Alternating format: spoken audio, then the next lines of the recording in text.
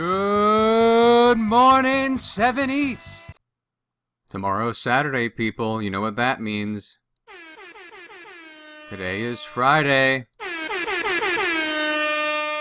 Weekend is here. And I'm sure we're all going to stay home anyway, so celebrate while you can. Welcome to this Friday edition of Free LEPRE Radio. I am your host, Mr. LEPRE, bringing you a nice Friday show to send you off into the weekend. Yesterday, many of you were working on the assignment. That assignment is due this morning, so you must have turned it in by now. Or if you haven't, make sure you do that. Let's look at our objectives for today. I'm trying to keep these shows under 15 minutes for your sake. So, number 1, audience Q&A. I only have one question today and one ask, which I will also present to you in the first segment of the show. After that, we have a word from our sponsors. This show is becoming so popular, we're getting even more sponsors. I can't believe it. Amazing stuff. And then 3, the content portion of today's show, focusing on debating the Constitution, what was going on between the Federalists and Anti-Federalists, 2 terms we should know from our vocab, and they keep coming back in our various assignments throughout this unit. So first, audience Q&A. This is from Niles, 3rd period. In some movies, I see people run away to a different country after they have committed a crime in America, so that they will not be persecuted or prosecuted. How does that work? Well, I kind of answered a question like this yesterday, but this one is a little bit more specific, so I'll give a little bit more of a specific answer. If such a person is caught, and the country they run to has an extradition treaty with the USA, they will be sent back to the USA to face trial. But sometimes these people who commit crimes and run away, they end up getting away because the police in those countries, they're not actively looking for an American criminal. It would only be after America informed them that this person is on the run in their country. And if they had an extradition treaty, if they caught the person, then they would be extradited to the United States to make sure they stand trial here. Oftentimes, anytime a plot in a movie, TV show, or book revolves around someone escaping the country, they're basically trying to live underground and live off the grid in another country. They're not going to just go to another country and live openly. That is a very rare circumstance if the country they go to is actually agreeing with their crime, which does not really happen because most countries do not want to be known for harboring people who are murderers or thieves or otherwise.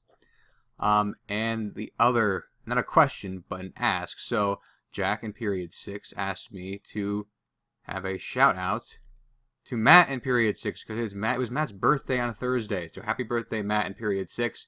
Here we go. I know this is a favorite game of yours. We have a Rainbow Six Siege themed cake for you. Seems almost too good to eat. But I would gladly dig in right now because I am starving. I got dibs in the shield. Alright, now a word from our sponsors. Like I said, this show, the popularity is skyrocketing. We're getting more sponsors by the week. Amazing. Now our first sponsor, ShamWow. Of course, in a time like this where everyone's trying to stay clean, of course we have cleaning products front and center.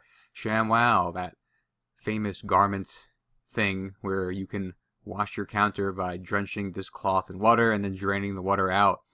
I don't know about the cleaning instructions. It's probably not the most sanitary thing, especially during things that are going on in the world today. But if you're all out of paper towels or toilet paper, the ShamWow might just be for you.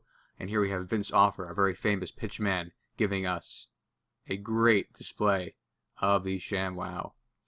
Our second sponsor for today is OxyClean. Billy Mays here, Billy Mays there. Rest in peace, Billy Mays. He passed away several years ago. OxyClean. Always good to keep your kitchen and bathroom clean. In times like these, OxyClean will make sure that you're able to do that. No stains, all bacteria gone, making sure that you can eat off your bathroom floor, but don't do it just in case. Billy Mays. Press F to pay respects for Billy Mays. He's been gone for a few years and I still miss him. And lastly, but not least, Flex Tape, third sponsor of the show. If you're trying to keep your house airtight, germs out, Flex Tape might be the thing. If you run out of toilet paper, Flex Tape also might be the thing for you. That's only if you're really desperate, though. Thank Phil Swift for all his work. Groundbreaking technology on the adhesive front. Happy to have these sponsors and supporting the show. So go out, get these products. You won't regret it. unless you use them inappropriately, in which case you probably will regret them, like using flex tape as toilet paper, which I would not do. Third and final item on the agenda, debating the Constitution, Federalists versus anti-Federalists. So to give you some background, we have gone through the entire Constitution, but after writing the Constitution, there was a debate all across America over whether the Constitution should be ratified or accepted as a new form of government. Just because they wrote it doesn't mean it was being accepted. The states had to vote on it. The Federalists supported the Constitution and wanted the states to vote for it. The Anti-Federalists mostly were against the Constitution and wanted states to vote against it. People didn't know what to think. Some Anti-Federalists were brought on board through the compromise, the Massachusetts Compromise that allowed the Bill of Rights to enter, but a lot of Anti-Federalists still stayed opposed to it. They did not like how powerful this central government was in the Constitution. Federalists, on the other hand, loved it. So the Federalists were in the position of having to argue and explain why states should vote for the Constitution. They were basically trying to sell the Constitution to the country. And now my interactive question for those watching at home is, how do you sell anything? Now, certain things should come to mind. Think about our sponsors. One thing that comes to mind for me is you advertise it. Advertise what it is you are trying to get people to buy. Now, who do you need to advertise your product to a big audience? Well, we've already seen 3 classic examples of those people. Pitchmen, or advertisers. In this case, I have the 3 greatest pitchmen of all time. Phil Swift from Flex Tape, Billy Mays from OxyClean and other amazing products, and Vince Offer from ShamWow, who is kind of fallen off the face of the earth, but at least he's still alive, unlike Billy Mays. So the great pitchmen to sell these products. Well, we're going to look at some pitchmen of our own. The Federalists have their own pitchmen. 3 big figures among the Founding Fathers who were mainly responsible for convincing people that the Constitution was the way to go and that it should be ratified. They are, from left to right, James Madison, Alexander Hamilton, and John Jay. These are the 3 writers of what is called the Federalist Papers. The Federalist Papers were a group of essays that were written and published in newspapers and other periodicals back then that were trying to convince the public that this Constitution was the best chance America had at starting a new and functioning government. They would publish these essays often under fake names, and they would put them in newspapers, and they were just trying to dominate the conversation and convince people that their delegates and their states should vote for the Constitution. Now, why did we need such big salesmen? Well, I can tell you one reason why. It's because in the convention there were some salesmen who were not very good. One in particular, Benjamin Franklin. Great mind, great inventor, but he was not the best salesman. And I'm going to read you what he said at the end of the convention. It's probably not the most enthusiastic endorsement of the Constitution. So I'm going to open it up here. It's also going to be posted on Classroom. But this is an excerpt from Benjamin Franklin's final speech at the Constitutional Convention. And here's what he says. Hard to imagine anyone would buy anything from this guy. I have to confess that there are several parts of this Constitution that I currently don't approve of, but I'm not sure I'll never approve of them, eventually. Having lived a long time, I've experienced many cases where I've changed my mind after thinking over things for a while. Now, when I grow older, I notice that I start to doubt my own judgment more, and listen more to the judgments of other people. With this said, I think this Constitution should be accepted even with all its problems, if they turn out to be problems, because I think having some kind of general government is absolutely necessary for us. I also doubt whether any convention will be able to make a better one anyway. When you have assembled such a group of people to share their best ideas, it's unavoidable that they also share their worst ideas, their prejudices, strong feelings, errors, biases, selfish points of view. With this in mind, how can we expect a perfect constitution from this assembly? Therefore, it amazes me that what we have produced is as good and near perfection as it is. So all things considered, I vote in favor of the Constitution because I expect no better, and because I am not sure that it is not the best. I cannot help but wish that every member of the convention who might still have doubts or objections to it would, with me on this occasion, consider that they might be wrong about it and vote in favor of it anyway, to show the people how it has unanimous support in the convention. Wow, do not hire Ben Franklin to sell your products. The most unenthusiastic endorsement possibly ever for a form of government. So he's voting for it. He knows it has problems, but he doesn't think they can do any better. That is not what you want to hear from your representatives if you're trying to decide whether or not you should support a new constitution. The better salesmen, on the other hand, were the three writers of the Federalist Papers, and we're going to show you some examples of what those essays look like. I have two of the most famous ones, one written by Alexander Hamilton and one written by James Madison. I'm going to read them aloud to you now. You can follow along, and I'm going to just pause as we go and kind of flesh out the things that they are saying in these essays. So Alexander Hamilton wrote the first one, and he writes, "To the people of the state of New York, it is obvious that the Articles of Confederation have failed to establish a capable government. Now you, as citizens, are challenged to establish a new system. At stake is nothing less than the Union's existence, its citizen safety, and its status in the world. Many say that Americans, by their conduct and example, must decide whether societies are able to establish good governments. If this is true, the decision must be made now." So, just looking at that first paragraph, Hamilton has a very good motivational strategy. He's trying to say, people think we're going to fail. Democracy like this, a republic, has not really been tried, especially one on this scale, and he's challenging the people. Let's see if we can actually get this done. Continuing, "This project will call for selflessness and patriotism. The obstacles against the new Constitution are the resistance of certain men in every state to change that could lessen their power, income, and social status, and others who hope to elevate themselves by destroying the Union and dividing the country into several mini-countries. I know it is insincere and unwise to automatically discredit political opposition as self-interested, but dangerous self-interest more often lurks behind passionate claims for our rights than for firm, capable government. History teaches that the former is more certain road to dictatorship than to good administration."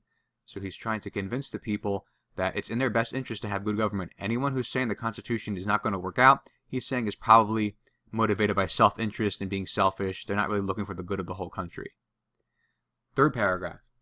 "Of those dictators who have destroyed the liberties of republics, most have begun their careers rallying the people. These thoughts are intended to alert you to dishonest objections to the Constitution. While honestly admitting that I am friendly to the Constitution, I believe ratification is the best way to achieve liberty and assure dignity and happiness. I plan a series of papers to discuss," these are the Federalist Papers that he's talking about, "the Union's importance to our political situation, the Confederation's inability to improve it, the importance to these goals of a government as energetic as the one proposed in the Constitution, the proposal's faithfulness to Republican principle, its similarity to your own state constitution in New York, and the security to your liberty and to your property that ratification will bring. In the course of this discussion, I will try to answer all the known objections to ratification. You may consider it unnecessary to defend the Union, but we already hear whispers that one system cannot govern the 13 states, that we must have separate countries. But those able to see the whole picture can see the dangers in dividing the Union." So in that last paragraph, he just lays out his plan. He, along with the other two writers, they're going to publish their arguments, their advertisements in favor of the Constitution, trying to answer all of these objections and sell people on the idea that this is their best bet to have a functioning government. Not the Articles, but the Constitution. Now, as you go further into the Federalist Papers, they each cover a different topic, and one of the famous ones is Federalist number 51, talking about checks and balances between branches. And this is James Madison arguing why the Constitution has a great system of checks and balances, which we should know from our vocabulary. So James Madison writes, "To the people of the state of New York, how will we keep the separation of powers between branches the Constitution requires? The only answer, as no safeguards from outside the government would be effective, is that the government must be internally structured so that the branches check and balance each other." He's saying that the branches of the government have to work against each other to be balanced. It can't be from anything outside the government. He continues, "I will try to place this important idea in a clear light so that we can correctly see and study the governmental principles and structure the Convention has designed in the Constitution. To effectively separate the powers, as all involved agree to be essential for our liberty, it is obvious that each branch must have a will of its own and be designed so that its members use as little power or influence as possible in appointing others members. If listened to, this separation principle would require that all appointments to major executive, legislative, and judiciary offices be drawn from the same pool of authority, namely the people." It's the idea of popular sovereignty again, the people having the power. Third paragraph. "The best way to prevent the combination of executive, legislative, and judicial powers in one branch is to give administrators in each branch the constitutional power and motivation to resist others' attempts to take them over. Whatever the method, it must be based on the potential damage of one branch taking over another. Self-interest must be used to compete against self-interest. The individual's interests must be connected with the constitutional rights of the branch of government they hold office in. It may reflect human nature that such measures are needed to control government abuses, but government itself is the greatest of all reflections on human nature. This is his famous quote, "If men were angels, no government would be necessary." So he's saying that if everyone behaved perfectly, you wouldn't need a government to control them. But since people don't, you need a government to kind of regulate people's behavior. Finishing it off.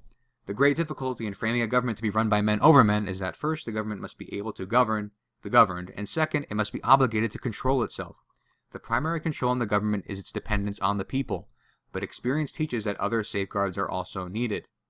So to kind of simplify this simplified version of what his argument is, he's saying that in order to make sure one branch doesn't have all the power, you need to first separate the powers, and then to make sure that this separation stays, you have checks and balances. So you have each branch has its self-interest to not let itself be taken over by other branches. That means each branch has some power over the other. It's kind of like a game of rock, paper, scissors, which I showed as an example last week. There is always some way for you to win the game no matter what you put out. There's a balance to the game. And Madison thought the same thing would be necessary for government to make sure that one branch or one person didn't dominate the whole thing. So these are just two examples of the Federalist Papers. These were, again, published in newspapers and periodicals to convince people to support the Constitution. And spoiler alert, eventually the Constitution is ratified by all 13 states, and that becomes the supreme law of the land for the United States. Now, next week, we're going to actually look at the amendments and what specific rights the Constitution actually guarantees for you as an individual American. That's a subject that we're going to go into next week. But for now, that is the last thing that we have in our objectives for today. So I'm going to sign off for the weekend. Have a good one. If you have any questions, please make sure you email me or fill out the Google check-in form. Also, please make sure you're hitting the Turn It In button on Classroom for assignments. I'm going through them. I'm seeing people finish it but not turn it in. So please make sure you do that. This is Mr. LEPRE signing off. Have a very good weekend.